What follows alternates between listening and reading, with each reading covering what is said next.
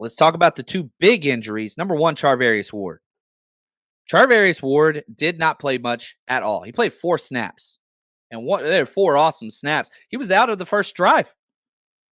And so that's where it gets rough because now it's like, holy cow, what do we do? Well, now we're going back between nickel and base, right? Well, then we lose our base defensive linebacker, our 4-3 guy, Oren Burks. He played 6 snaps. So now it's like, now we're struggling. DFF comes in. He was terrible. He only played 10 snaps, but DFF's not good. He's terrible on special teams this year. He's terrible on defense. He played 10 snaps. He had a 29.5 grade, was the second worst graded player for the 49ers offense and defense combined, had 1 missed tackle, allowed 1 catch for 26 yards on 1 target. He did nothing positive. I haven't done all the defensive film yet, but wherever 45 was, it was bad. So that is something to watch because we're going to have to see what that looks like long term.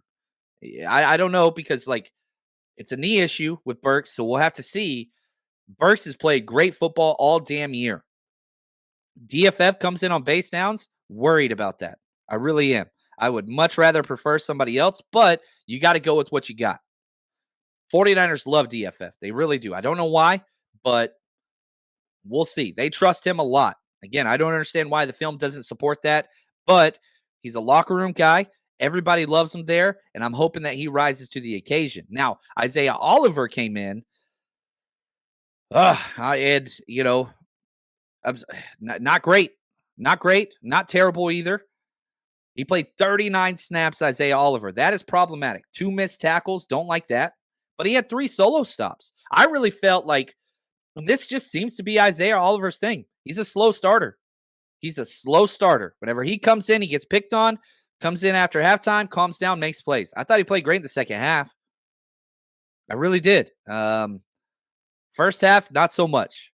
But yeah, so like we've got these injuries now, and that's huge. Ambry Thomas, you look at, he was the lowest graded player out of all the starters, had a 49.5 grade. I didn't think he played terrible. He was only targeted twice, but one of them was for a touchdown. No missed tackles, but like you couldn't protect him when Charvarius Ward went out. Demo played incredible. You've got some weaknesses, but at the same time, like listen, and this is what's important. You got to put it in context. One of the best receiving corps in the NFL. Listen to Kyle Shanahan talk about the secondary and how important it was. And again, thank you, Juan Salas, for all these clips, buddy. Yeah, I thought they were huge. I mean, just such a challenge going against their receivers, all of them, especially, Lockett and DK. And, how good Mooney has done versus them, especially versus DK here in the past. And to lose him early in the game was stressful, especially when they hit a go route on that series too to get the touchdown. But that was about it after that. I thought Ambry had a hell of a game. I think he's been playing his best football here. I was so proud of him getting that penalty, not retaliating back. Thought Demo was unbelievable today. I wish he would have got that pick. I know Nick feels a little bit bad about that, but hated his retaliation, but we'll deal with that on our own. And then I thought Isaiah stepped it up too. We had to move guys around, and Isaiah's been a stud. He's ready for everything at any time in the game. Last week versus Philly, he had to go in and play safety on the second play when Gipp went out. And then it was kind of the same thing this week. Just we had to bump Demo outside and get him back to nickel, and those guys had a real good game. I'll say this, I'm not as out on Isaiah Oliver as everybody else is because he is tough and he plays well. Coverage ain't his thing, which is hard, but I did think that he played relatively well. Going from safety to nickel is not easy. That's 2 completely different positions. But at the same time, Demo going outside to inside to outside to inside, that's not the same thing either. So you've got these versatile pieces, which every draft year, you guys know, when John Lynch and Kyle Shanahan sit down and talk about a player, versatility. And then there was versatility. And, we really think they're versatile, right? Like they just hit those words on repeat. And this is the result of that. You get these guys that you can play in multiple spots. That's key. Now, Mooney Ward goes out in the first drive, but he was up. He was working on the sideline, stationary bike, in the blue tent, out of the blue tent, high knees, trying to get loose. It was a groin issue. And then once they took his helmet away and he wasn't going back in the game, that dude was hyped on the sidelines. He was up there, man. Every time the 49ers came his way on the sideline, he was pumping people up. I love the culture that dude brings. I really hope he's a long-term Niner. I do. I really, really, really do. So, yeah, we'll see. Roberto says, DFF is for special teams only. Man, I am curious, real quick. I'm going to look this up because we break down every single special teams play every single freaking time, like every time. 64 players have taken snaps for special teams this year for the 49ers. DFS ranked 59th on the season. Special teams, just special teams. 59th. Now, all the players ranked, he has 230 special team snaps. That's a lot. 230. Nobody below him, like Eric Harris, 33 snaps below him. Chris Conley, 20. Randy Gregory, 29. Swelling, he's not on the team anymore. Jerry McNichols, 6. Like, he's not even good at special teams this year. Consistently bad on tape. Consistently. Penalties, all that stuff, like, not good. So, I don't know. Like, I get that, like, he was on the Pro Bowl ballot last year for like special teamer, and I was just like, man, these people do not watch film.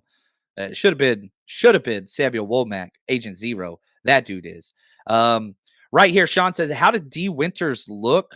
He didn't play a lot, but he didn't look bad. He only had 2 snaps, so like, yeah, we'll see. He was only out there twice, but with D Winters, it's splash play on, splash play off. So he gives up huge plays, he makes huge plays.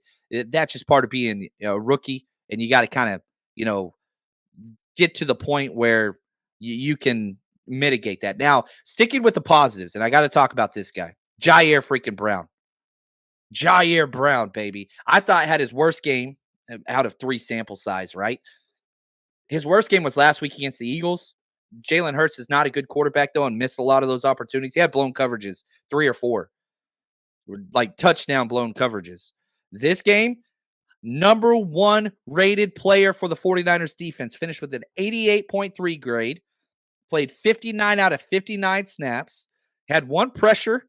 That's what's up. He had 2 pass rush plays, 5 tackles, 2 solo stops, targeted twice, gave up 1 catch for 3 yards with the interception. Rookie, watch out, baby. I mean, and this is the thing, right? Last week, Eagles bad. This week, good. What's the difference? He's already prepared for the Seahawks. He knew what was coming.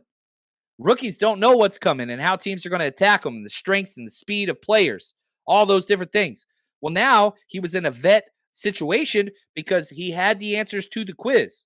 Moving forward, he's not going to have that luxury anymore, but I'm hoping this step can bring confidence because he's a confident damn player. You watch him on tape, like, he's not a hesitation guy. He goes out there and, man, he wants to hit. He wants to hit everybody all the damn time. It's just what he wants to do. So I'm excited about him. I really, really am. And, just watching 2-7 out there. Yeah, here we go. Let's listen to Kyle Shanahan talk about the rookie, Jair Brown. Awesome player. What are you seeing? I see the same thing. I mean, he doesn't shy away from contact. He loves to be downhill and hit people. And he's got really good vision on the ball. There's a couple times today that ball hung up in the air, and he had 1 pick, would have had 2, but Fred intercepted it from him. I think it was him back there, but Fred ended up going like this. It was an awesome job. I think it was Jair letting up and not both of them going for it at the same time, because then it would have been incomplete. But he got his opportunity. As we stated a month ago, he'd been ready for his opportunity, the way he's been handling everything, and that's why now just the more experience he gets, the better he gets. It's really remarkable what this kid's doing. And, the 49ers don't like rookies to play. The plan wasn't for Jair Brown to play. But credit to Steve Wilks, because Steve Wilks was sneaking reps in for Jair Brown every damn week. 2 snaps here, 1 snap there. On the defensive side, despite, like, you're taking Huff off and giving him snaps when he was healthy. You're taking Gip off, giving him snaps healthy, preparing for this contingency, and it's paying dividends. Long term, you guys know what I'm going to say here. Jair Brown and Huff back there. I'm not trying to look past Gip. I'm not at all. But let's just be honest. Like, dude's 30 plus years old, and he's long in the tooth. And I like Gip. He's great. But getting these two physical bruisers out there, whew, it's exciting looking forward that this roster can continually improve. Now, sticking with top-rated defensive players for our grades, Chase Young, second highest-rated player, 86.3, played 29 snaps. Again, Chase Young is now 3 consecutive weeks in a row not shown up in the box score. He doesn't show up. No tackles, no sacks. He's not a highly productive player when it comes to stats, but it doesn't matter. Very, very positive all the time whenever he's out there, making everybody better around him. That's the difference between box score watching versus watching the tape and the analytics. They tell different stories. Box score, dude's non-existent. PFF, second-rated player, 86.3. That's like pretty damn close to elite. And, all week we talked about Eric Armstead being out. What was that going to look like for the defensive linemen? And we talked Kinlaw, we talked Kalia Davis, rightfully so. But one of the players that didn't get talked about enough was Kevin freaking Givens, who is a matchup specimen who either plays really bad because it's not a good matchup for him or really good. This was one of his games. Number 90 goes out there, 24 snaps, 84.1 grade, had a pressure, 2 solo stops, did have 1 missed tackle, but was always in the backfield.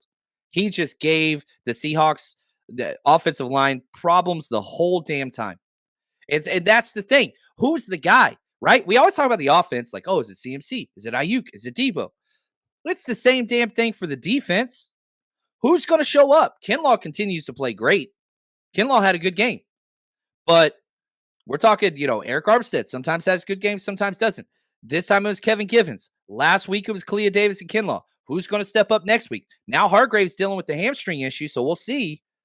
If it's a bad one, you could be without both Hargrave and Eric Armstead next week.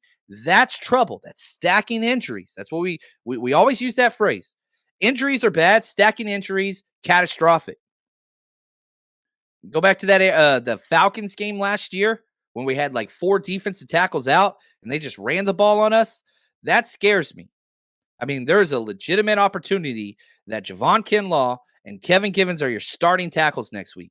Me no gusta. Not that I don't have faith in those guys, but I want the depth and rotation to stop the run.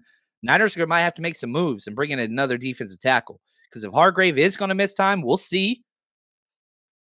I do not like that. That is a concern. Givens number 3, Bosa number 4, 8 pressures, 2 sacks according to PFF, 6 hurries, 4 tackles, 6 solo stops. He did have 2 missed tackles, but Bosa was Bosa, man. Bosa was he was awesome. Demo number 5, Greenlaw 6, Farrell 7. And, Randy Gregory was the worst rated player. He had a pretty bad game. Made some big plays, though. Just a lot of missed tackles. He had 3 missed tackles on 24 snaps, Randy Gregory. He just can't keep contained to save his life. DFF, Kalia Davis, 22 snaps, no pressures, no tackles, no anything. He was 3rd. And then Ambry Thomas, who we talked about. So that's the defense. But again, I want to turn it over to Fred Warner, the captain of this team, and I think Defensive Player of the Year candidate. He phrased it perfectly well. Was this a dominating defensive performance? I don't think it was, but they did what it took to win. Yeah, I got to watch it. It didn't feel like our best day, but at the end of the day, we did what was required to win the game. I think we had 2 takeaways total. I wish we could have got that 3rd or 4th one to help the offense out a little bit.